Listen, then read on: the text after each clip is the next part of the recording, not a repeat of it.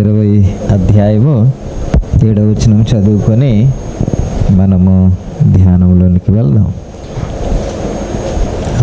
అప్పుడు వారు నఫ్తాలీల మన్యములోని గలిలయలో కెదెషును, ఎఫ్రాయిమీయుల మన్నమందలి షెకెమును, యూదా వంశస్థుల మన్యమందలి హెబ్రోనును, కిర్యాతర్బాను ప్రతిష్ఠించిరి. ప్రభువు ఈ మాటలు ఆశీర్వదించునుగాక, మనందరితో మాట్లాడునుగాక.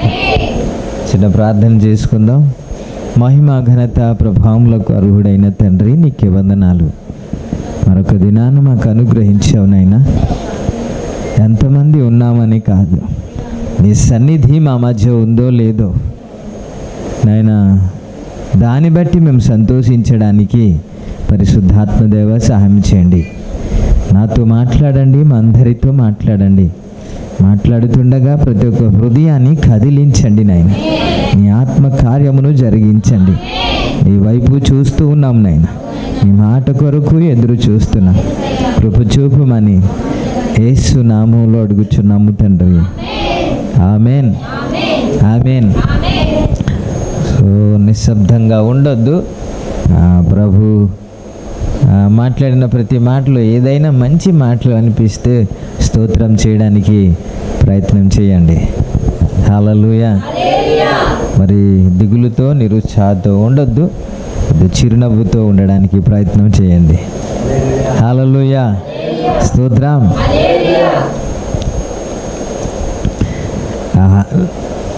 ఒక ఆశ్రయపురం గురించి మీకు జ్ఞాపకం చేశాను. రెండవ ఆశ్రయపురము ఏమిటి? ఓకే, మొదటి ఆశ్రయపురం ఏంటి? మీరు మళ్ళీ బైబిల్ చూసుకొని చెప్పే స్థాయికి వెళ్ళకూడదు. మీకు చెప్పబడుతుంది, వీడియో రూపంలో కూడా యూట్యూబ్లో అందుబాటులో ఉంటుంది, గ్రూప్లో కూడా అందుబాటులో ఉంటుంది. కాబట్టి మరలా మీరు బైబిల్ చూసుకునే షెకెము అనేసి చెబుతూ ఉంటే మీకు ఇంకా అవగాహనలోనికి రాలేదు అనిపిస్తూ ఉంటుంది. స్తోత్రం, హల్లెలూయా. కెదెషు అనే మాట మనం చూస్తాం. తర్వాత పరిశుద్ధత కదా. పరిశుద్ధత అనే స్థలములో వారు ఆశ్రయపురమును కట్టారని, ఇప్పుడు ఆత్మ సంబంధమైన యేసయ్యే పరిశుద్ధుడు అని, ఆయనే ఆశ్రయపురమని, ఇజ్రాయేల్ ప్రజలు పరిశుద్ధత అనే స్థలంలో కట్టబడిన ఆశ్రయపురంలోనికి వెళ్ళినప్పుడల్లా వారు రక్షించబడ్డారని, మనము కూడా యేసయ్యలోనికి, యేసయ్య దగ్గరికి వచ్చేటప్పుడల్లా మనము కూడా రక్షించబడతామని కొన్ని మాటలు మీకు గుర్తు చేశాను. ఎంతవరకు మీకు అర్థమైందో లేదో నాకైతే తెలియదు. ఈరోజు ఇంకో మాట. ఎక్కడ కట్టారంట? ఎక్కడ కట్టారు సార్? ఇప్పుడు అందరూ మాట్లాడతారు. షెకెములో కట్టారంట. Praise the Lord. ఇది ఒక ఆశ్రయపురం. ఈ ఆశ్రయపురంలోనికి వెళ్తేనే ఎవరైనా సరే రక్షించబడతారు. Praise the Lord. అందులోనికి రాకుండా నేను రక్షించబడతాను అని అంటే అవ్వదు. గడిచిన దినాల్లో మొన్న మనం నేర్చుకుంది ఏంటంటే, మనం వెలుపల ఉండి నేను కూడా రక్షించబడతాను అంటే అవ్వదు. చీకటిలో ఉండి నేను కూడా బ్రతుకుతానంటే అవ్వదు. మనం పరిగెత్తుకుంటూ ఆశ్రయపురంలోనికి వచ్చేయాలి, పరిగెత్తుకుంటూ పరిశుద్ధతలోనికి వచ్చేయాలి. అప్పుడే మనము రక్షించబడతాం. ఎవరైతే పరిశుద్ధతలో ఉంటారో వారు ఆశ్రయపురంలో ఉన్నట్టే. దేవునికి స్తోత్రం. వారు ఆశ్రయపురంలో ఉన్నారు అని అంటే వారు రక్షించబడతారు అని అర్థం. స్తోత్రం. కాబట్టి ఇది వచ్చేస్తుంది, అది వచ్చేస్తుంది అని ఆ భయము ఎవరిలో ఉంటుందా అని అంటే మీరు ఆశ్రయపురంలోనికి ఇంకా రాలేదు అని అర్థం. స్తోత్రం, హల్లెలూయా. కాబట్టి ఈరోజు ఇంకో మాట మనం చూస్తాం. ఏంటండి? షెకెము అండి. షెకెము అనే ప్రాంతంలో, షెకెము అనే స్థలములో ఏం కట్టారంట? చెప్పండి సార్. ఆశ్రయపురము కట్టారంట. ఇప్పుడు ఆ షెకెములోనికి ఎవరైతే వెళ్తారో వారే రక్షించబడతారు. Praise the lord. అక్కడ భౌతికంగా దేవుడు వారికి కట్టమని చెప్పాడు, వారు కట్టారు. ఆ విధంగా అనేక మంది రక్షించబడ్డారు. ఇప్పుడు చూస్తుంటే యేసయ్యలో ఎంత కరెక్ట్గా సరిపోతుందో అది చూస్తేనే పరిశుద్ధాత్మ దేవుడు అప్పటికి ఇప్పటికీ సరిపోయిన మాటలు. ఇజ్రాయెల్ ప్రజలకి ఇప్పుడు మనకు సరిపోయిన మాటలు అందించిన ఇవన్నీ అద్భుతమైన సత్యాలు చూస్తూ ఉంటే ఆయన పరమజ్ఞాని, అనంత జ్ఞాని కదా. Praise the Lord. Next year ఏం జరుగుతుందో తెలియని దేవుడు కాదు మన దేవుడు కదా. ఆది నుంచి అంతవరకు ఏం జరగబోతుందో తెలిసిన వాడే మన దేవుడు కదా. హల్లెలూయా. ఆదియు అంతము నేనే అన్నాడు కదా. ఆల్ఫాయు ఒమేగాయు నేనే అన్నాడు కదా. స్తోత్రం. హల్లెలూయా. కాబట్టి షెకెములో కట్టారంట. ఏంటంటే షెకెములో కట్టారు. షెకెము అనగా ఇదండి, షెకెము అనగా భుజము అని అర్థం. ఏంటి? భుజము అని. ఏంటండి? షెకెము అనగానే భుజము అని అర్థం. భుజము అనగా భారము భరించే స్థలము అని అర్థం. ఏంటండి? భారము భరించే స్థలము. భుజము అనే స్థలంలో ఏం కట్టారంట? ఆశ్రయపురము కట్టారంట. ఇప్పుడు మనం చూస్తున్నాం యేసయ్య భుజమేనా? యేసయ్య భుజమేనా? ఆయన భుజమేనా? నాకు ఒకటే అడుగుతున్నా, ఆయన భుజమేనా? అదేంటిది భుజమే అంటే అలా చూస్తున్నారంటే మీరు క్రైస్తవులా కాదని నాకు ఏ సమజ్ అయితే లేదు. ఏసు రక్తం వీళ్ళకి బైబిల్ ట్రైనింగ్ భుజమే.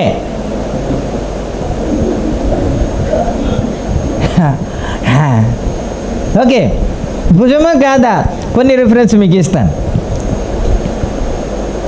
యోహాను సువార్త 1వ అధ్యాయము 29వ వచనంలో వ్రాయబడిన మాట.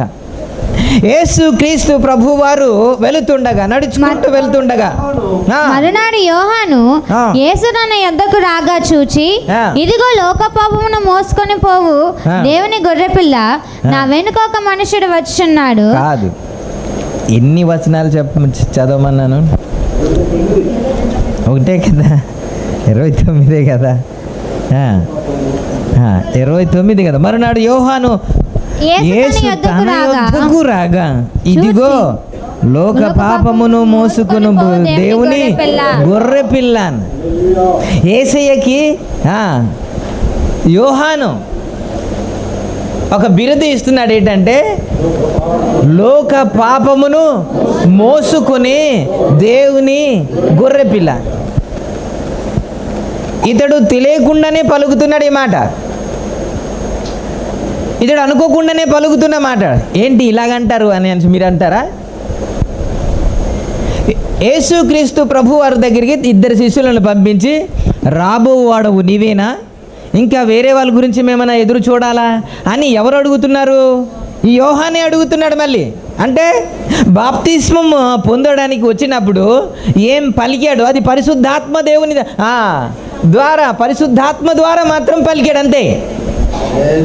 పలికేశాడు. ఆయన నడుచుకుంటూ వెళ్తూ ఉంటే ఏమర్థమవుతుంది, ఏం కనబడుతుందంటే తన భుజము మీద ఏదో ఉన్నట్టు. దేవునికి స్తోత్రం. ఏమున్నట్టు అని అంటే పాపము, లోక పాపమును తన భుజం మీద ఉన్నట్టు ఒక గొర్రె పిల్ల వలె ఆ పాపమన్నీ మోసుకుంటూ వెళుతున్నట్టు ఎవరికి కనబడుతుంది? యోహానికి కనబడగానే అతడు మాట్లాడుతున్న మాట ఏంటంటే, ఇదిగో లోక పాపమును మోసుకును దేవుని గొర్రె పిల్ల. 35వ వచనములు కూడా మాట్లాడుతూ, మరునాడు మరలా యోహానును అతని శిష్యులలో 2 నిలుచుండగా అతడు నడుచుచున్న యేసు వైపు చూచి, ఇదిగో దేవుని గొర్రె పిల్ల అని చెప్పాను. స్తోత్రం. హల్లెలూయా. ఇప్పుడు యేసయ్య ఏం కనబడుతున్నాడు? ఎలా కనబడుతున్నాడు? ఆయన లోక పాపమును మోసుకుని దేవుని గొర్రె పిల్ల. ఇది లేవియా కాండంలో ఒక మాట చూస్తాం. 16వ అధ్యాయంలో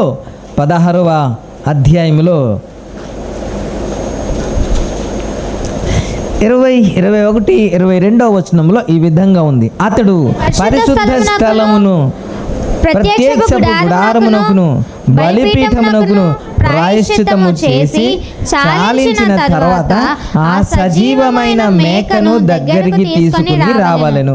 అప్పుడు అహరోను సజీవమైన ఆ మేక తల మీద తన రెండు చేతులు ఉంచి ఇశ్రాయేలీయుల పాపములన్నీ అనగా వారి దోషములన్నీ వారి అతిక్రమములన్నీ దాని మీద ఒప్పుకొని ఆ మేక తల మీద వాటిని మోపి తగిన మనుషుని చేత అరణ్యములోనికి దానిని పంపవలెను. ఆ మేక వారి దోషములన్నిటినీ ఎడారి దేశమునకు భరించి పోవును అన్నది. ఇది పాత నిబంధనలో ఇజ్రాయెల్ ప్రజలు పాటించిన పద్ధతి. దేవునికి స్తోత్రం, హల్లెలూయా. ప్రధాన యాజకుడు ఏం చేయాలంటే ఇజ్రాయెల్ పాపములన్నీ దోషములన్నీ ఆ మేక మీద మోపాలంట, ఆ మేక తల మీద మోపాలంట. అప్పుడు ఈ మేక ఏం చేస్తుంది అని అంటే ఈ పాపాలన్నీ, ఇజ్రాయెల్ పాపాలన్నీ లేకపోతే వారి దోషములన్నీ ఇది మోసుకుంటూ అరణ్యంలోనికి వెళ్ళిపోతుందండి ప్రభునామానికి. అప్పుడు ఇజ్రాయెల్ ప్రజలకి ప్రాయశ్చిత్తము కలుగుతుంది అని ఆనాడు భౌతికంగా ఇజ్రాయెల్ ప్రజల గురించి ఒక కట్టడ, ఒక విధి దేవుడు నిర్ణయిస్తే, ఈనాడు యేసు క్రీస్తు ప్రభు వారు నడుచుకుంటూ వస్తూ ఉంటే తన పరిశుద్ధాత్మ ద్వారా ఏముంది, లేక మాట్లాడారా, ఉండి మాట్లాడుతున్నాడా? అతనికి కనబడుతుంది ఏంటి? లోక పాపను మోసుకుంటూ వెళుతున్నాడు ఆయన. తన మీద ఏముంది? లోక పాపమును ఉంది. అది మోసుకుంటూ ఆయన వెళుతున్నాడు. అతను ఆత్మలో చూస్తున్నాడు. Praise the Lord. ఎవరికి అర్థము కాలేదు, యోహానుకు మాత్రమే అర్థమవుతుంది.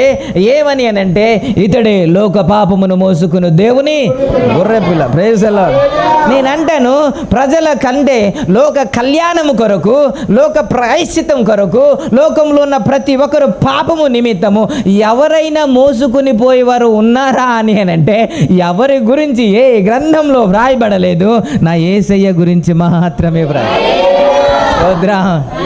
ఆయనే లోక పాపమును మోసుకునే దేవుని గొర్రె పిల్ల అని ప్రభునామానికేమై. అందుకే మనం ఆయన్ని ఆరాధిస్తున్నాం, అందుకే ఆయన్ని మనం స్తుతిస్తా ఉన్నాం. Praise the Lord. పేతురు కూడా ఏమని రాస్తాడు తెలుసండి? పేతురు కూడా మొదటి పేతురు 2వ అధ్యాయము 24వ వచనంలో ఈ విధంగా ఉంటుంది. 2వ అధ్యాయము 24వ వచనం, మనము పాపముల విషయమై చనిపోయి నీతి విషయమై జీవించినట్లు ఆయన తానే తన శరీరమందు మన పాపములను మ్రాను మీద మోసుకొనెను అన్నమాట. స్తోత్రం. ఏంటండి?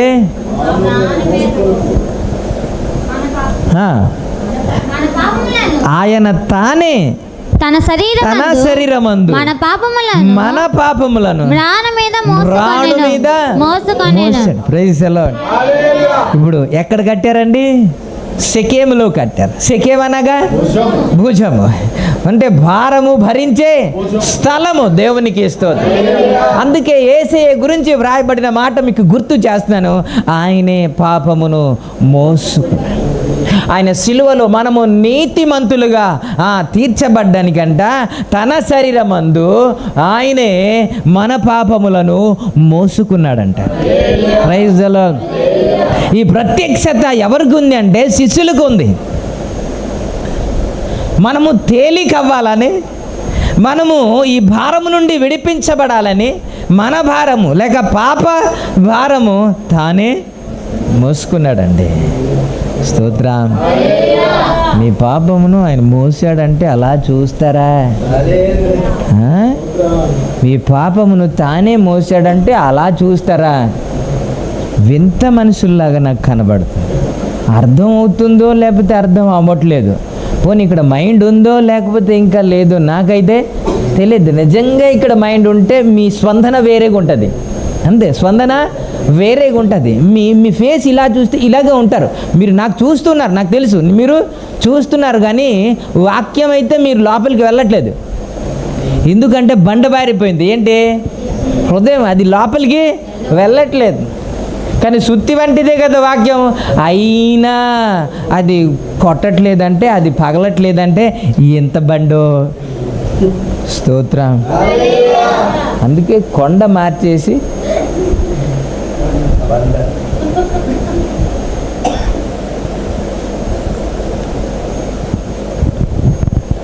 ప్రభునామానికే మహిమ కలుగు. స్తోత్రం. నాకు అప్పుడప్పుడు అనిపిస్తూ ఉంటుంది, ఎందుకు అంతగా వారు పరిచర్య చేశారు, ఎందుకు ప్రభు కొరకు ప్రాణం పెట్టడానికి కూడా ఇష్టపడ్డారు, ఎందుకు పరిచర్య కొరకు ఎంతగా తెగించారు. అది శిష్యులు కావచ్చు, పౌలు కావచ్చు, ఇంకా విశ్వాసులు కావచ్చు. ఎందుకు దెబ్బలు కొడుతున్నా, అవమానం ఉన్నా సరే, బెదిరిస్తున్నా సరే, ఎందుకు ఆ విధంగా చేశారంటే నాకైతే తెలియదు. కానీ అయ్యా నా పాపమును తన శరీరమందు మోసుకున్నాడనే ఒక ప్రైజ్ ది లార్డ్. ఎవడైనా చిన్న హెల్ప్ చేస్తే అయ్యా మీ సహాయం మీరు చేసిన సహాయం ఎదుట మా సహాయం ఎంత అని మనుషుల గురించే మాట్లాడతారు కదా. మరి దేవుడు ఇంతగా సహాయం చేస్తే యేసయ్య కొరకు మనం ఏం చేస్తున్నాం? అందుకే ఫస్ట్ మీకు జ్ఞాపకం చేశాను ఏంటంటే, ఒక్క గడి అయినా ఒక రోజైనా రాలేరా, ఒక రోజైనా తెగించలేరా, ఒక రోజైనా ప్రభు సన్నిధికి రాలేరా అని గుర్తు చేశాను. ఎంత మేలు చేసిన దేవునికి ప్రైజ్ ది లార్డ్. అందుకే ఒక సందేశం మీకు గుర్తు చేశాను ఏంటంటే, యెషయా గ్రంథం 53వ అధ్యాయంలో రాయబడిన మాట 6వ మాటలో ఏమని ఉందంటే, 6వ మాటలో గొర్రెల వలె త్రోవ తప్పిపోతిమి, మనలో ప్రతి వాడును తనకిష్టమైన త్రోవకు తొలిగెను. యెహోవా మన అందరి దోషమును అతని మీద మోపెను, మన అందరి దోషమును అతని మీద మోపెను. Praise the Lord. ఈ మైక్ కూడా తనకి ఇవ్వండి. ఎవరి మీద? ఇప్పుడు యేసయ్య ఏం చేస్తున్నారు? ఇప్పుడు మన పాపమును మోస్తున్నాడు. ప్రైజ్. అందుకే ఎక్కడ కట్టారంట వీళ్ళు? షెకెము అనే స్థలంలో కట్టారంట, భుజము అని అర్థం ఇచ్చే స్థలంలో కట్టారంట.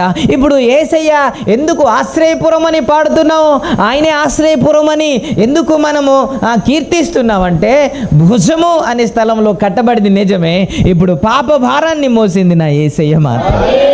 Praise the Lord. ప్రవక్తనే యెషయాకి ప్రత్యక్షత ఉందండి, యోహానికి ప్రత్యక్షత ఉంది, పేతురుకు కూడా ప్రత్యక్షత ఉంది. ఏమని? నా పాపమును మోసినవాడు ఆయనే అని, లోక పాపమును మోసినవాడు ఆయనే అని వారికి అర్థమవుతుంది. ఆత్మలో వారు గ్రహించగలుగుతున్నారు. ఎందుకంటే దేవుని కొరకు ఏదైనా చేయాలనే తపన ఉన్న వారితో దేవుడు ఖచ్చితంగా మాట్లాడతాడు. Praise the Lord. వచ్చి ఇలా వెళ్ళామా, వచ్చామా, విన్నామా, వెళ్ళిపోయాం అన్న వారితో దేవుడు ఆ ప్రత్యక్షత ఉండదు. ప్రభు కొరకు నేను ఏదైనా చెయ్యాలని తపన, రోషము కలిగిన వారికి దేవుని ప్రత్యక్షత ఉంటుంది. ఎవరికైతే దేవుని ప్రత్యక్షత ఉంటుందో వారు దేవుని యొద్ద నుండి కదలలేరు. పరిస్థితి ఎన్ని వచ్చినా సరే పరిస్థితి మార్చలేదు. ప్రజలో హల్లెలూయా. ఎందుకు చిన్నదానికి మనం తప్పిపోతున్నాం, చిన్నదానికి మనం కృంగిపోతున్నాం, చిన్నదానికి సేవ వదిలేస్తున్నాం, చిన్నదానికి ప్రార్థన వదిలేస్తున్నాం, మానేస్తున్నాము అని అంటే ఇంకా మన పట్ల ఆయన ఏం చేశాడనేది సమజైతలేదు. హల్లెలూయా. నీవు నేను మన పాప భారమును మోయలేము సార్, ఆ శిక్షను మనము భరించలేము, నీవు నేను భరించలేమని చెప్పి తానే మ్రాను మీద తన శరీరమందు మన పాపములను భరించాడు. Praise the Lord. హల్లెలూయా. అందుకే ఏమి ఇవ్వగలం? ఆయనకి ఏమిచ్చి రుణం తీర్చగలం సార్? ఏమీ చేయదు. ఇంకా చెప్పాలంటే ఆయుష్ ఇచ్చింది ఆయనే, ఆరోగ్యం ఇచ్చింది, నడిపిస్తుంది, పోషిస్తుంది, ఉద్యోగం ఇచ్చింది, ఉద్యోగం చేయడానికి శక్తి ఇచ్చింది, సమస్తము ఆయనదే, మనలో ఏమీ లేదు. అయినా ఆయన కొరకు మనం బ్రతకలేకపోతున్నాం, ఆయన కొరకు జీవించలేకపోతున్నా, ఆయనకి సాక్షిగా ఉండలేకపోతున్నా. అపొస్తలుల కార్యము 1:8 వ్రాయబడిన మాట అదే కదా, పరిశుద్ధాత్మ మీ మీదకి వచ్చినప్పుడు మీరు శక్తి పొందుతారు, అయినను పరిశుద్ధాత్మ మీ మీదకి వచ్చినప్పుడు మీరు శక్తి నొందెదరు గనుక మీరు యెరూషలేములోను యూదయ సమరయ దేశంలో ఎన్నంతటను భూదిగంతముల వరకును నాకు సాక్షులై ఉందురని వారితో చెప్పాను. దిగంతములందట నాకు సాక్షులై. Praise the Lord. హల్లెలూయా. సాక్షి అంటే సాక్షి పత్రిక. సాక్షి అంటే చెప్పండి. ఏమండి ఒక్కొక్కరు చెప్పండి. ఆయనలా ప్రవర్తించడం, ఆయన మేలు చెప్పి చర్చిలో నిలబడి నా జీవితంలో దేవుడు గొప్ప కార్యం చేశాడు అందరికీ చెప్పడం, ఆయన మేలు చేశాడని అందరికీ చెప్పడం.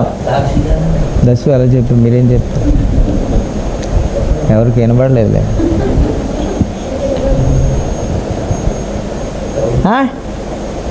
అమ్మా తెలివైనలా ఉన్నారు. అమ్మకొండ చెప్పండి. రాజుగారు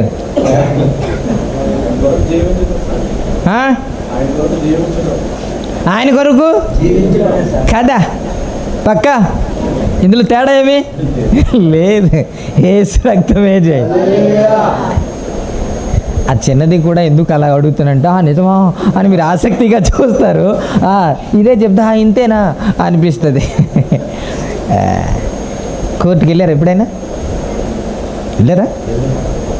మంచిగా ఉన్నారు. ఏ గొడవ? పోనీ కోర్టు ఎలా జరుగుతుంది తెలుసా? అది కూడా తెలీదా? పోనీ లోకంలో ఉన్నారు? పోనీ లేదా? మాయాలోకంలో ఏమైనా ఉన్నారా? కోర్టు తెలియదంటే కోర్టులో ముద్దయి నిలబెడతాడు. వీడు నరహత్య చేశాడు అని ఒకడు నింద మోపుతుంటాడు. ఆ నరహత్య చేశాడని ఒకడు ఏం చెప్పాలి? అదే నా సాక్షి అంటారు. ఇంకేం లేదా? అదే కదా సాక్షి అంటే. అదే కదా. లేకపోతే ఇంకేమైనా పరమార్థం ఏమైనా ఉందా? అంతే కదా. ఇతడు చంపుతూ ఉంటే నేను చూశాను అని ఇటు చెప్పడమే సాక్షి. సో పరిశుద్ధాత్మ మీ మీదకి వచ్చినప్పుడు మీరేమవుతారంట? సాక్షులై ఉంటారు అన్నాను. ఎక్కడెక్కడ? యెరూషలేములోను, యూదయలోను, భూ దిగంతములంత వరకు నాకు సాక్షులై ఉంటారు అన్నమాట. మీరు ఎలా అర్థం చేసుకుంటారు అని అంటే, ఆయనే నిజమైన దేవుడు, దానికి నేను అంతేనా? అపోస్తుల కార్యము 3వ అధ్యాయము 15వ వచనంలో ఏమని ఉందంటే, మీరు జీవాధిపతిని చంపితిరి గాని దేవుడు ఆయనను మృతులలో నుండి లేపాడు, మేము సాక్షులం. ఏంటి? ఆయన గొప్ప కార్యం చేశాడు, విడుదల చేశారు, ఆశ్చర్యకార్యం చేశాడు, కడుపు నొప్పి నుంచి. చెప్పండి సార్, అదా సాక్షి? కాదు కాదు కాదు. ఈ అపోస్తులు ఎప్పుడైనా చేసి చెప్పారు అలాగా? గొప్ప అద్భుతాలు చేశాడండి. చేతులు లేని వారికి, కాళ్ళు లేని వారికి, కళ్ళు లేని వారికి ఇలాంటివి ఎప్పుడైనా చెప్పారా? పేతురు చెప్పాడు, పోనీ యోహాను చెప్పాడు, పోనీ పౌలు చెప్పాడా, పోనీ సెపెతు చెప్పాడా, పోనీ ఫిలిప్ చెప్పాడా? మరి అనండి ఊ కానీ ఆ కానీ ఏదో ఒకటి.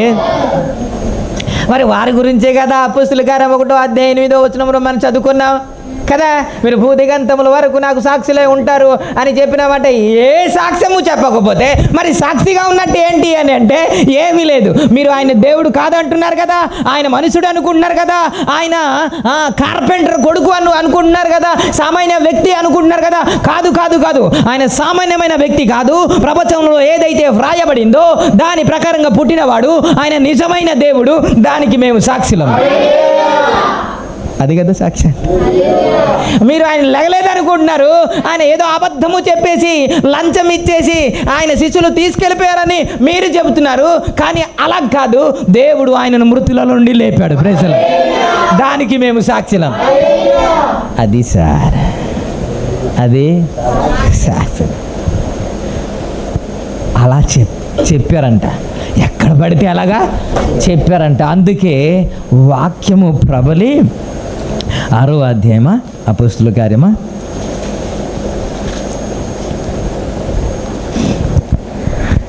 6:7 దేవుని వాక్యము ప్రబలమై శిష్యుల సంఖ్య యెరూషలేములో బహుగా విస్తరించెను. మరియు యాజకులలో అనేకులు విశ్వాసమునకు లోబడిరి. Praise the lord. వారు అద్భుతాల గురించి ఎక్కడ సాక్ష్యము చెప్పలేదు. అద్భుతాల గురించి ఫోకస్ ఎక్కడ పెట్టలే. దేవునికి స్తోత్రం. వారు చెప్పింది ఒకటే, ఆయన దేవుడు, ఆయన సజీవుడు, ఆయన మరణాన్ని ఓడించి తిరిగి లేచినవాడు, మరణపు ముళ్ళు విరగొట్టినవాడు ఆయన. దానికి నేను సాక్షులయ్యా. అలా ఉండాలంట మనం. ఎలా ఉండాలా? అలాంటి సాక్షిగా ఉండాలంట. అందుకే దేవుడు మనలను ఏర్పరిచాడు. ఆయన నిజమైన దేవుడు కాదు అని చాలామంది అంటున్నారు. ఆయన ఎట్లా రక్షకుడు అని అంటున్నారు. ఆయన ఎలా పాపమును భరించారు అని అంటున్నారు కదా చాలామంది. కాదు, ఆయన పాపమును భరించలేదు. ఆయన లోక పాపం కొరకు, లోక కళ్యాణం కొరకు ఆయన మరణించలేదు. పాపము ఆయన మీద మోపబడలేదు అని అంటున్నారు కదా చాలామంది. దానికి సాక్షులు ఎవరు? దేవుడా? దేవుడు ఒక వింత కార్యం చెయ్యాలా? చేయలేడనా? దేవుడు చేయలేడా? చేస్తాడు. మరి ఎందుకు అలా ఉన్నాడు అంటే, దేవుడు నిన్ను నన్ను పెట్టాడుగా సాక్షిగా ఉండడానికి. అరే, ఇతని గురించి, పౌలు గురించి వ్రాయబడిన మాట చెప్పనా? ఆయన ఆసియా ఖండం అంతా ఏం చేశారంటే తిప్పేశారట అండి. భూలోకమును తలక్రిందులు చేసిన వారు ఇక్కడికి కూడా వచ్చి ఉన్నారని భయపడుతున్నారు. దేవునికి స్తోత్రం. హల్లెలూయా. మనం ఉన్నాం. ఎవరికి సువార్త ప్రకటించాం? ఎవరికి దేవుని మాటలు? పోనీ సువార్త ప్రకటించలేరు. పోనీ ఎక్కడ చెప్పబడిన మాటలు ఇంకొకరికైనా విశ్వాసకైనా చెప్పాలంటే అది కూడా మనం వంట చేసుకునేటప్పుడు సరిపోతుంది కదా. యేసు రక్తమే జై. తెల్లవారులేసి క్యారేజ్ కట్టేటప్పటికి, తెల్లవారులేసి పరిగెట్టుకుని వచ్చేటప్పటికి జర్నీకే సరిపోతుంది కదండి. యేసు రక్తమే జయ. స్తోత్రం చెప్పండి.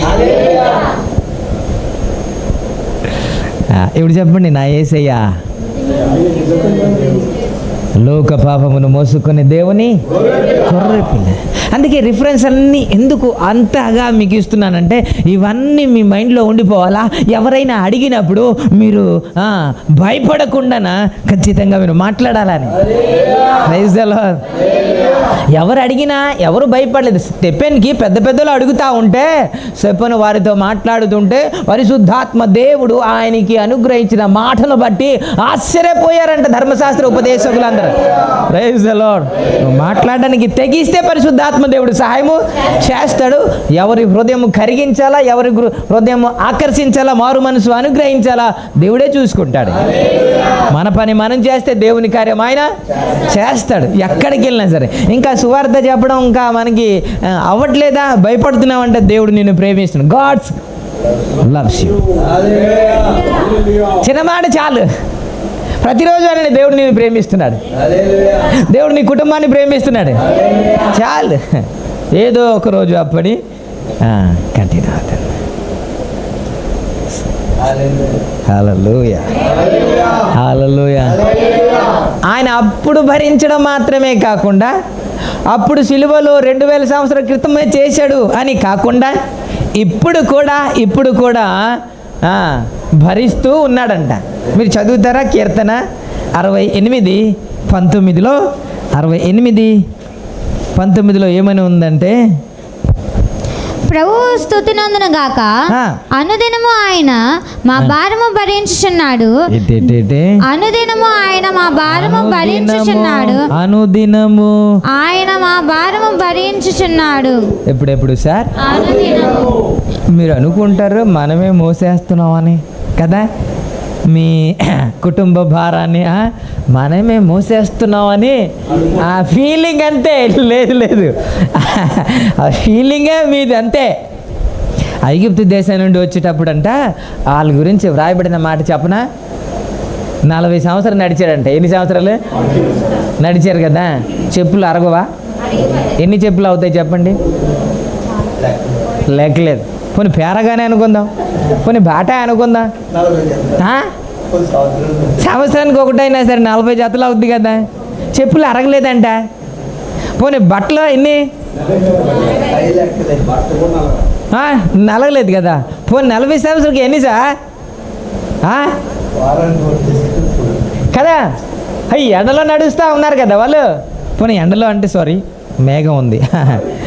వారు అరణ్యంలో లేకపోతే ఎడారిలో నడుస్తూ ఉన్నారు కదా. ఎడారిలో నడుస్తూ ఉంటే చెప్పులేమో అరిగిపోలేదంట. మన పెళ్లి సంబంధానికి వెళ్ళేటప్పుడు ఇదే అంటాం కదా, ఏంటి చెప్పులు అరి వీళ్ళు తెలియదు సార్, వీళ్ళు లోకంలో లేరు, వీళ్ళకి పెళ్ళిలే అవ్వలేదు, అందుకే ఇలా ఉంటారు. ఏసు రక్తమే జై స్తోత్రం. కానీ అద్భుతం కదా. ఎప్పుడైనా దీని గురించి ఆలోచించారా? ఎందుకు అలా జరిగింది అని అంటే మీరు ఏమంటారంటే దేవుడు చేస్తాడనిసే. ఎప్పుడు ఇదే, ఇంకోటి ఏం ఉండదా? ఆయన అద్భుతాలు చేశాడు, ఇవే. ఎందుకు అలా జరిగింది అని మీకు ఆలోచన వస్తే అది చదువుతారు, మీరు ధ్యానం చేస్తారు. ఎక్కడి నుంచి అక్కడ రాయబడింది ఎందుకని అది మనకు అది ఏముండదు. దేవునికి స్తోత్రం. తేరాగా ఎవడైనా సరే వండేసి ఏం చేసి ఇచ్చేస్తే తిని వెళ్ళిపోవడం తప్ప ఇంకేం లేదు. నేను అటు వెళ్ళేటప్పుడు అన్న క్యాంటీన్లో పేదవాళ్ళు కాదు, ఉన్నవాళ్ళే నిలబెడతారు. ఎందుకు? ఇంటికి వెళ్ళి వంట చేయడానికి వారికి 5 రూపాయలు ఇస్తే చాలు. దేవునికి స్తోత్రం. తినేసి హాయిగా ఉండిపోతాం. అది పోనీ వాళ్ళ ఉద్దేశం పెట్టింది ఏంటి? పేదవాళ్ళకి. అది 2 బిల్డింగ్లు ఉంటాయి వీడికి, నిజమే ఉంటాయి. వీడెళ్ళి లైన్ కాస్తాడు. వీడు వంట చేయకూడదు, గ్యాస్ అవ్వకూడదు. ఎందుకంటే గ్యాస్ దొరకట్లేదు కదా, 20 రోజులకు వస్తుంది కాబట్టి ఇవన్నీ ఏం ఆడకూడదు. వంట చేసి వాడు తేరాగా ఇచ్చేస్తే మనం తినేద్దామని. అలాగంటే మనం చదవకూడదు, మనం ధ్యానం చేయకూడదు, దాన్ని ప్రయాస పడకూడదు. ఇది ఎక్కడుంది, ఎందుకు జరిగింది, ఇవన్నీ మనకొద్దు. వండి వేపేసి అంత చేసి ఇచ్చేస్తే తినేసి అని వెళ్ళిపోతాయి. యేసు రక్తం వేచే. ప్రభు మీకు సహాయం చేయనుగాక. ఎందుకని అని అంటే దేవుడే మోసుకుంటూ తీసుకెళ్ళాడంట. ఏంటే మీరు చదవండి, నిర్గమకాండం 19వ అధ్యాయము 4వ వచనంలో చదువుతారా? నేను ఐగుప్తీయులకు ఏమి చేసి తినో మిమ్మను గద్దరెక్కల మీద మోసి నా యొద్దకు మేము నెట్లు చేర్చుకొంటిను మీరు చూచితిరి. ఓకే ఎలా తెచ్చాడంట? ఆయన చెబుతున్న మాట కదండి. ఎవరిని? ఇది అబద్ధమా ఏమండి? ఊహాజనికమైన మాట కాదు. ఆయన వీళ్ళు నడుస్తున్నామే అనుకుంటున్నారు. ఈ ఫీలింగ్ ఏంటి? నడుస్తున్నాం, మేమే నడుస్తున్నాం అని అనుకుంటున్నారు. కానీ కాదు, దేవుడే మోసుకుంటూ తెస్తున్నాడంట. ఎక్కడ? గెద్ద రెక్కలు అన్నాడు. అంటే గెద్దతో పోల్చాడు యేసు క్రీస్తు ప్రభు అని కదా. ఇప్పుడు ఎక్కడంట? భుజము మీద మోసుకుంటూ ఎవరిని? ఇశ్రాయేలు ప్రజలందరినీ మోసుకుంటూ తెచ్చాడట అండి. స్తోత్రం. అప్పుడు మోయడమే కాకుండా ఇప్పుడు కూడా అనుదిన భారమును యేసయ్య మోస్తూ ఉన్నాడంట. Praise the Lord. హల్లెలూయా. ఆయనే మోయకపోతే, ఆయనే నడిపించకపోతే, ఆయనే సహాయము చేయకపోతే మనం ఏమీ చేయలేం. ప్రభునామానికే మహిమ కలుగును. స్తోత్రం. హల్లెలూయా. ఆయన రెక్కల పైన ఆయన మోసుకున్న ఒక మాట మీకు జ్ఞాపకం చేస్తాను.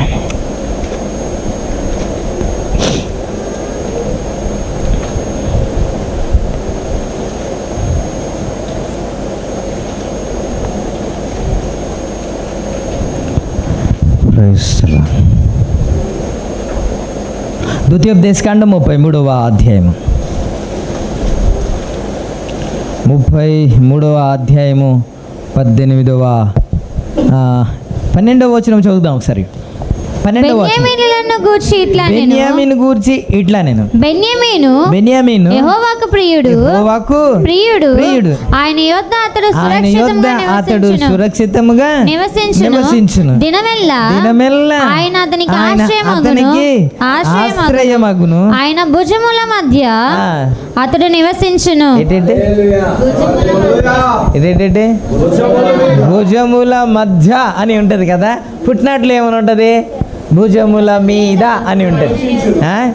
ఇది బెన్యామిన్ గురించి ఆశీర్వాదం ఏంటంటే ఆయన వద్ద సురక్షితంగా ఉంటాడంట, ఆయన భుజముల మీద.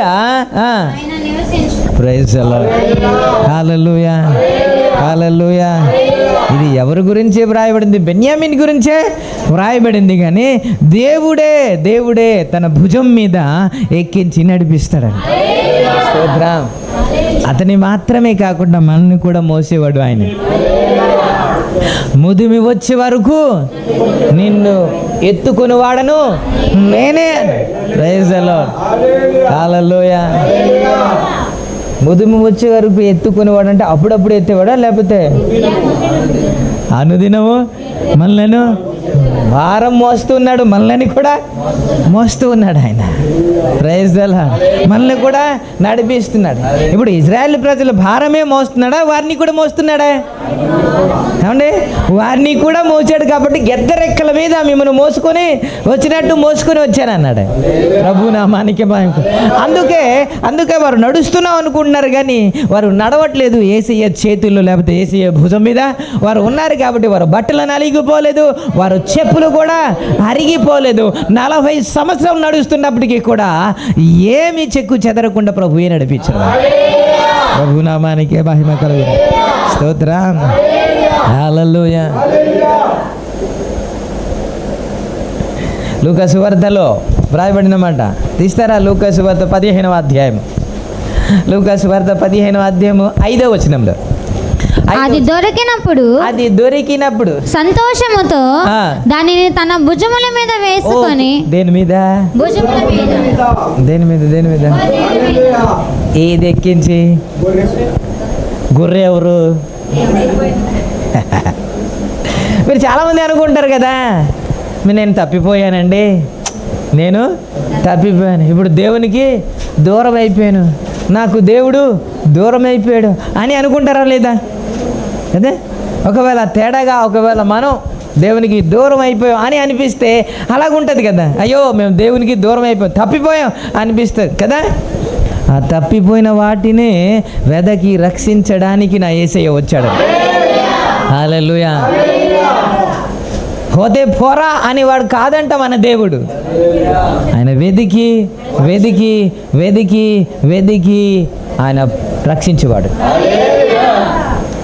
మా చిన్నప్పుడు మాకు 5వ తరగతి వరకు పాఠం నేర్పించిన ఒక టీచర్ అద్భుతం. నిజంగా చెప్పాలంటే ఒక ఫంక్షన్ చేసాము అందరూ అచ్యుత్ గారు, అరుణ్ గారు, వారికంటే పెద్దవారు, మా టీం ఉన్నాం, నేను, సంజీవ్, తర్వాత కుమార్ గారు, ఇంకా చాలామంది కింద ఉన్నవారు వాళ్ళందరికీ చదువు చెప్పిన ఒక మాస్టర్ ఉన్నారు. ఆయన ఇప్పుడు చనిపోయారు.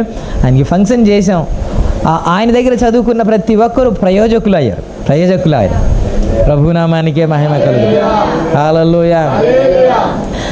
ఆయనకి ఎందుకు మర్చిపోలేక ఆయన్ని ఫంక్షన్ చేసామంటే, పల్లెటూరులో ఎలాగుంటుంది అని అంటే, స్కూల్కి వెళ్ళాం అంటే ఎవరు వెళ్ళరు, తల్లిదండ్రులు తీసుకెళ్ళినా సరే కేకలేసి ఏదో తప్పించుకొని వెళ్ళిపోతారు.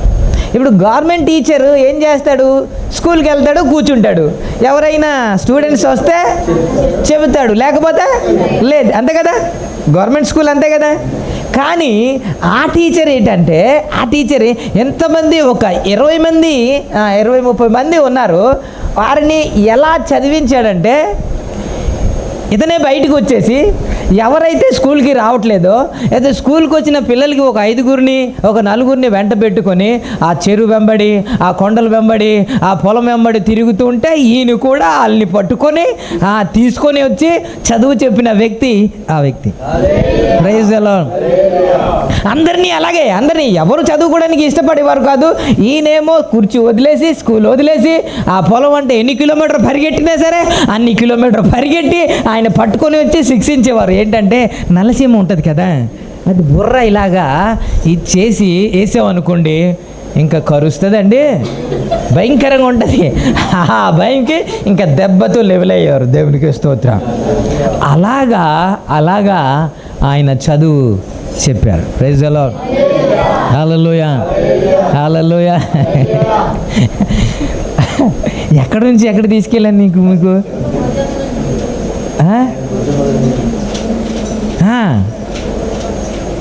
నా యేసయ్య ఎలాంటి ప్రేమ కలిగిన దేవుడు అంటే, నువ్వు తప్పిపోయావు కాబట్టి నువ్వు అక్కర్లేదు, అరే నువ్వు వస్తేనే నేను చదువు చెప్తాను, నేను గవర్నమెంట్ టీచర్ కాబట్టి నువ్వు వస్తావా చదువు చెప్తాను, లేకపోతే ఓ అనేవాడు కాదు ఆ టీచర్. అందుకే ఇప్పటికీ మేము మర్చిపోలేకపోతున్నా.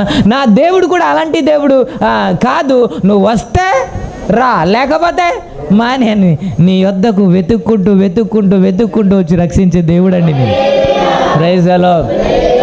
అది దొరికిన తర్వాత పటమని కొట్టి రే ఇంకోసారి అనేవాడు కాదంట. ఆయన భుజముల మీద ఎక్కించు. ఏంటి సార్ ఇప్పుడు చదివిన మాటలేటి? రాజ్యభారానికి నేను వెళ్ళాను అక్కడికి, నేను ఏం చదివించాను ఇప్పుడు రాజ్యభారం? వీళ్ళు రాజకీయంలో ఎంటర్ అయినట్టున్నారండి. ఆ రాజ్యభారమే ఎక్కువ ఉన్నట్టుంది. సురక్తమే చేయి మంచాలందరూ స్తోత్రం చెబుతా.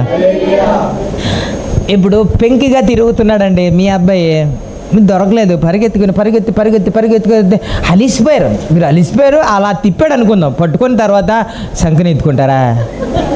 చెప్పండి సార్, మీరు మంచి తల్లిదండ్రులు కదా, మీకు ఇబ్బంది పెట్టాడు కదా, తిప్పాడు కదా, వాడు దొరికిన తర్వాత ఏం చేస్తారు అంటే ఈడ్చుకుంటూ భుజం మీద సంక మీద ఎక్కిస్తారా? లేదు, వాడు మారితే ఏమో కానీ అప్పుడు మాత్రం నేను వెతుకుంటానని నేను నమ్మను. కానీ నా యేసయ్య దొరికిన తర్వాత తప్పిపోయిన కావాలని వెళ్ళిపోతాడు. ఇప్పుడు గొర్రె ఏం చేస్తుంది? గొర్రెల కాపరి తోలుతూ ఉంటే ఇది సింగిల్గా బయటికి వెళ్తుంది. ఏది కనబడితే సింగిల్గా బయటికి వెళ్తుంది, తప్పిపోయిన తర్వాత ఏం చేస్తాడు? వెతుక్కుంటూ వెళ్తాడు. ఇవన్నీ 99 విడిచిపెట్టేసి ఆ ఒక్కదాని కొరకు ప్రయాసపడిన వాడండి నీ దేవుడు. హల్లెలూయా. అందుకే నా యేసయ్య ఇంతగా ప్రయాసపడుతుంటే, రే నువ్వు తాగుబోతుడు, నువ్వు వ్యభిచారి, నువ్వు పాపం చేసిన వారిని నేను ఎలా వదిలేయాలి అనేసి ప్రయాసపడుతున్నాను. Praise the lord. ఆయన ప్రయాసపడుతున్నాడు కదండి, ఒక్కడు కూడా తప్పిపోకూడదని, ఒక్కడు కూడా నరకానికి వెళ్ళిపోకూడదు. దుష్టుడు తన దుష్టత్వంలో చనిపోవుట నాకు ఇష్టము లేదు అన్న దేవుడు ప్రయాసపడుతున్నాడు ఎవరి ద్వారాగానే ఏ విధంగా రక్షించడానికి. ఈ ఎగ్జాంపుల్ అన్నీ దేనికి దేవుడు చెప్పాడు? మనం కూడా అలాగే చెయ్యాలనే కదా. మనం అలా కాదు, పరిశుద్ధంగా ఉంటే ఉండు, తిన్నంగా ఉంటే ఉండు. చర్చ అంటే ఏటనుకున్నావు? పరిచర్య అంటే ఏటనుకున్నావు? తిన్నంగా ఉండు. ఏసు రక్తం వేచే. అందుకే తప్పు చేస్తున్నారా, పాపం చేస్తున్నారా, నీచమైన పని చేస్తున్నారా, ఇవన్నీ పట్టించుకోకుండా వారిని మొన్న ఏం చెప్పారంటే, పడిపోయిన వారిని కొరప్రాణంతో కొట్టుకున్న వారిని చేయూత ఇవ్వాలి కానీ వారిని దూషించకూడదు. Praise the lord. ఈరోజు తప్పిపోయిన గొర్రెను వెతుకుతూ వెళ్ళి అది దొరికిన తర్వాత కొట్టడం కాదు. ఇప్పుడు 23వ కీర్తనలో నీ దుడ్డు కర్రయు నీ దండమును ఆదరించును అన్నమాట ఓకే. ఒకవేళ ఆ దుడ్డు కర్ర ఉంది కదండి, ఎటు వెళ్ళినా సరే ఒకటి పడుతుందనేసి అది ఓకే, అది ఆ సందర్భం వరకు. ఈ సందర్భంలో అది లేదుగా. అది దొరికిన వెంటనే భుజముల అనే కదా, భుజముల. మీరు రాజ్యభారం అంటున్నారు కదా, ఇద్దరు ఫోన్లేండి, ఇది ఎమ్మెల్యే సీటు వీళ్ళకి ఇచ్చింది. ఆయన భుజము మీద అని ఉంటుంది, భుజముల మీద అని ఉండదు. మీరు యెషయా గ్రంథంలో భుజము మీద రాజ్యభారం అని అంటది, కానీ మనలను ఎత్తుకునేటప్పుడు మాత్రం భుజముల మీద అని ఉంటుంది. స్తోత్రం. ఎప్పుడైనా సరే ఇటు పర్స్ అంటారు కదా, అటు ఏమో యాత్ర ఏదో జాతర ఏదో అంటారు కదా, అలాగే జాతరకి వెళ్ళేటప్పుడు పిల్లల్ని తల్లిదండ్రులు ఏం చేస్తారంటే కనబడదు కదా, జనాలు ఎక్కువ ఉంటారు కదా, ఎత్తుకుని ఇలాగ 2 కాళ్ళు ఇటు ముందు పెట్టుకొని ఎక్కించుకొని వెళ్తూ ఉంటే వీడు అందరికంటే పైనుండి అలా చూస్తూ ఉంటాడు. యేసు రక్తమే చేయి. అప్పటి వరకు నడిచేటప్పుడేమో కబుర్లు ఉండవు, భుజం మీదకి ఎక్కిన తర్వాత కబుర్లు నానా బలిగి ఉందేనా, నానా అది ఉంది అంటే ఎందుకు పైన ఉన్నాడు ఇడు. యేసు రక్తమే చేయి. అలా మోసినవాడు నీ దేవుడే. స్తోత్రం. హల్లెలూయా. ఆయన పాపమును మోసినవాడు మాత్రమే కాకుండా అనుదిన భారమును మోస్తున్నాడు. 55వ కీర్తన 22వ వచనంలో ఏమని ఉంటుంది తెలుసా? 55వ కీర్తన, నీ భారము ఆయన యెహోవా మీద మోపుము, ఆయనే నిన్ను ఆదుకొనును, ఆయనే నిన్ను ఆదుకొనును అన్నమాట. ఓకే, అంతే అంతే అంతే అంతే. తీసారండి 55:22.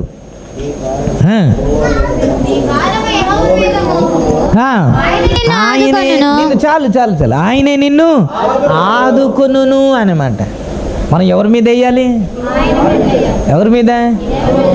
మనము మొయ్యలేని పక్షాన నేను మొయ్యలేకపోతున్నాను, కుటుంబ భారాన్ని మొయ్యలేకపోతున్నాను అనుకుంటున్నారా? ఆ పరిస్థితిలో ఎవరి మీద వేయాలి? అంతే కదా. ఆయన చెప్పింది ఏంటి? ప్రయాసపడి భారము మోయిచున్న జనులారా నా యొద్దకు రండి, నేను మీకు విశ్రాంతి అనే దాని అర్థం ఏంటి? అనుదిన భారము ఆయన మోస్తున్నాడు కాబట్టి, మన భారమును ఆయన మోస్తున్నాడు కాబట్టి అప్పుడు మనం ఏమవ్వాలి? తేలిక అవ్వాలి. Praise the Lord. George Muller గారు, మీరు తెలుసా? నీకేంటి తెలుస్తుంది? జార్జ్ ముల్లర్ గారు గొప్ప దైవ సేవకుడు. 2000 మంది అనాథ పిల్లలకి ఆయన పోషించేవారు.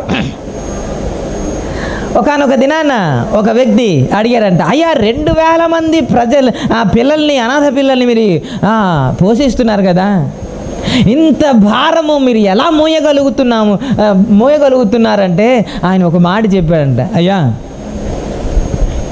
ఎన్నో సంవత్సరాల క్రితమే ఈ భారము యేసయ్య మీద వేసానయ్యా, మోపేశానని. ఈ భారం నేను కాదయ్యా, ఆయనే మోస్తున్నాడు. Praise the lord. ఆయన పుస్తకం చదవండి. ఎంత అద్భుతమైన విశ్వాసం గురించి, ఫెయిత్ మీలో పెరగాలంటే ఆయన పుస్తకం చదవండి.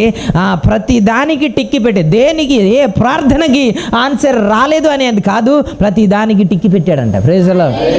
మనం చేస్తున్న ప్రార్థన ఒకదానికి జవాబు ఉండదు, ప్రార్థన మాత్రమే ఉండదు, జవాబు మాత్రం ఉండదు. ఎందుకు అని అంటే ప్రార్థనలో ప్రభువా మా ఆయన మారట్లేదు, నాయన అప్పులు బాధలు ఉన్నాయి, సమాధానం లేదు, ఇవన్నీ ఏం చేస్తాం? ప్రార్థన గది అంటే భుజములు మార్పిడి చేసే స్థలం అంట. ప్రార్థన గది అంటే మనం వెళ్ళి మన భారాలన్నీ, మీరే అంటారు కదండి, ఒకరిని కష్టాలన్నీ చెప్పుకుంటే కొద్దిగా భారము ఏం తేలిగవదు. ఇక్కడ తీసుకెళ్ళి అక్కడ చెప్తారు, తెలుసా వదిన కొండక్క అలా చెప్పింది అని చెప్తారు. ఆ భారం ఎక్కువ అవుద్ది కానీ అది తక్కువ అవ్వదు.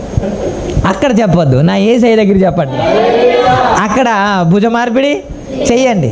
ఎందుకంటే పేతురు రాసిన పత్రిక 5వ అధ్యాయం 7వ వచనంలో ఏమని ఉంటుందంటే, ఆయన మిమ్మల్ని గురించి చింతిస్తున్నాడు కాబట్టి మీ చింత యావత్తు ఆయన మీద వేయండి అన్నాడు. మీ చింత యావత్తు ఆయన మీద వేసేయండి అన్నాడు. మరి మిమ్మల్ని మీరు చింతించడం ఎందుకు? ఇంకా చింతించి మూరుడు ఏమైనా చేయగలరా? ఏమీ చేయగలరు? ఏమీ చేయలేరు. కష్టం ఉంది, ఇబ్బంది ఉంది, ఇంకా పరిస్థితి బాగోలేదు, ఆర్థిక ఇబ్బంది కావచ్చు, సమస్య కావచ్చు, ఏం చేయగలం? మనం ఏమీ చేయగలం. ఆయన ఏదైనా చేయగలడు. కాబట్టి చెయ్యగలిగిన వాని మీదకి ఇచ్చేయాల, ఆయన చేతికి అప్పగించాల. యేసు రక్తమే చేయ. అందుకే ఆయన సమస్తమును చేస్తాడు. ఆయన ఇక్కడ మనం ఏం చేస్తాం? ప్రార్థన గదికి వెళ్తాం, మొత్తం అన్నీ కుమ్మరించేస్తాం, మొత్తం అన్నీ దించేస్తాం, ఆమెన్ అనిన తర్వాత మరలా ఎత్తుకుంటాం, మరలా వచ్చేస్తాం. అదే చింత, అదే బాధ, అదే వేదన. మరి దించావు కదా, దించిన తర్వాత నువ్వు తేలిక అవ్వాలి కదా. తేలిక అవ్వాలా వద్దా? అన్నీ చెప్పేసావు కదా ఏసేకి, నేను ఉన్నాను అన్నాడు కదా, నేను విన్నాను అన్నాడు కదా, నేను చూశాను అన్నాడు కదా. ఆయన కాదండి, నా యేసయ్య. మళ్ళీ ఎక్కడికో వెళ్ళిపోతున్నారు. మరి ఈయనే నేను ఉన్నాను, నేను చూశాను అంటే ఇంత ధైర్యం వచ్చేస్తుంది కదా. మరి నా యేసయ్య చెబితే ఎంత ధైర్యం రావాలి ఇంకా? అదే చెప్తున్నాను, నా యేసయ్య మాట ఇస్తే. ఆయన డైలాగ్ కాదు ఇది, మాట తప్పడు మడమ ఏంటది, ఏది ఆయన డైలాగ్ అది, నా యేసయ్య డైలాగ్ అది. స్తోత్రం. ఆయన మాట ఇస్తే మాట నెరవేరుస్తాడు. ఆయన అబద్ధం ఆడడానికి నరుడు కాడాయన, పశ్చాత్తాపడ్డానికి నరపుత్రుడు కాడు ఆయన. ఏది చెబితే అదే చేస్తాడు, ఏది చేస్తే అదే చెబుతాడు. ఆయన నీ అనుదిన భారము మోసేవాడు ఆయనే, నీ కొరకు చింతించేవాడు ఆయనే. అందుకే భుజము అనే స్థలం గురించి మాట్లాడుతున్నాము, భారము భరించే స్థలం గురించి మాట్లాడుతున్నాము. ఇంతగా భరించేవాడు ఇంకెక్కడ ఉన్నాడండి? నా యేసయ్య. అందుకే ఆయనే ఆశ్రయపురము అంటున్నాడు. ఈయన దగ్గరికి వస్తేనే మనం తప్పించబడతాం, ఈయన దగ్గరికి వస్తేనే మనకు విశ్రాంతి, ఈయన దగ్గరికి వస్తేనే మనకి ఆదరణ. ప్రైజ్ హల్లెలూయా. మరి ఇప్పుడు తేలిగైపోయాం కదా, పాప భారము పోయింది, అనుదిన భారము పోయింది. అంత మాత్రమే కాకుండా ఆయన అక్కడే ఎక్కించాడు, భుజం మీద ఎక్కించి ఊరేగిస్తున్నాడు కదా. మరి నువ్వు నేనేం చేయాలా? ఏంటి సార్, తెలివిగా ఉండాలా, ఆనందించాలా? అదా లేదు, మండికి వెళ్ళి దొరికిందంతా తినేసి అరక్క వాంతులు చేసుకొని మళ్ళీ 2 రోజులు పడుకొని ఆ 2 పొడిపించుకొని వేసి రక్తం పెంచాం.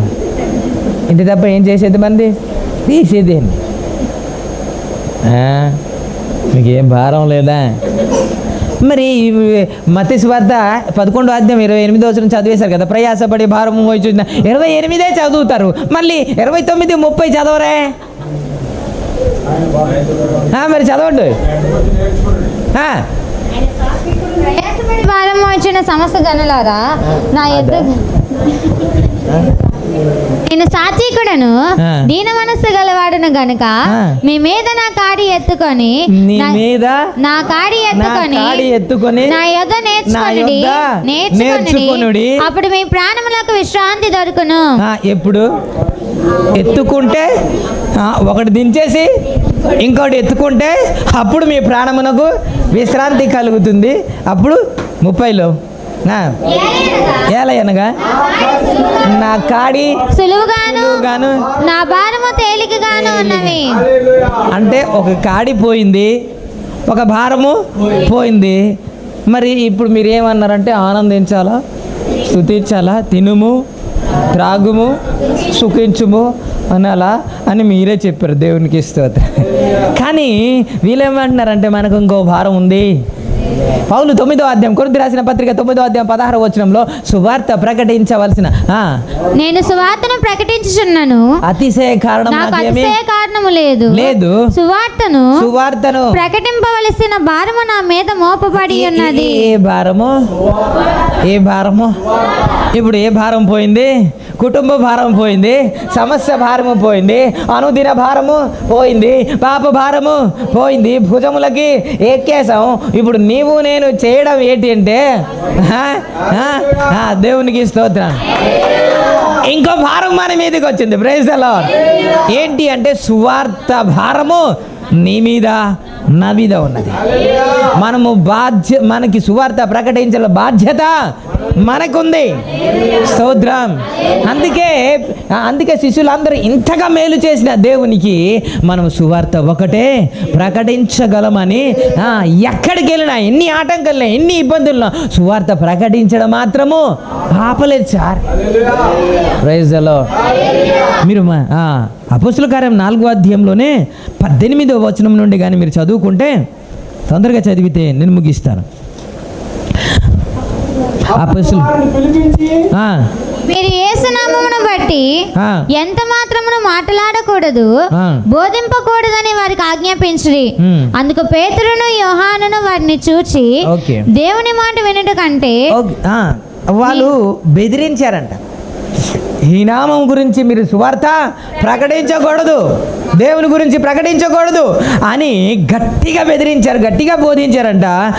వాళ్ళు మాట్లాడుతున్నమాట పేతురు 19వ వచనంలో, అందుకు పేతురు యోహాను వారిని చూచి, దేవుని మాట వినుట కంటే మీ మాట వినుట దేవుని దృష్టికి న్యాయమా? మీరే చెప్పండి. మేము కన్న వాటిని విన్న వాటిని తప్పక ఉండలేమని వారికి ఉత్తరం ఇచ్చిరి. హల్లెలూయా. ఒకవైపు బెదిరింపు కాలు వస్తుంది, అయినా సరే మేము కన్న వాటిని విన్న వాటిని దేవుడు మాకిచ్చిన బాధ్యతను చెప్పకుండా ఉండలేము అని ప్రకటిస్తున్నారు. దేవునికి స్తోత్రం. ఎందుకు తెలుసా? ఆయన చేసిన ప్రేమ కనులారా చూశారు కదా. హల్లెలూయా. ఆ ప్రేమ ఇంకా అర్థం మనకి కాలేదు కాబట్టి సువార్త ప్రకటించాం. 8వ అధ్యాయానికి